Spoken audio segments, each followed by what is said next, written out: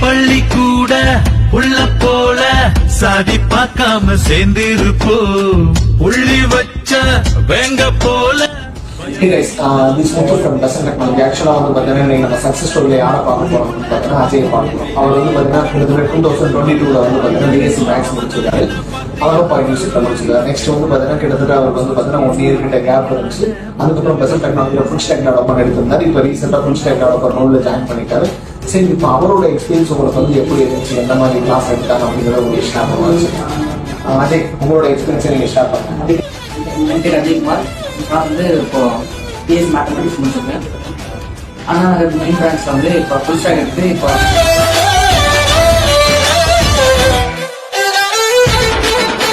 Full stock டெவலப்பராக இப்போ base ஆகிருக்கேன். Thanks.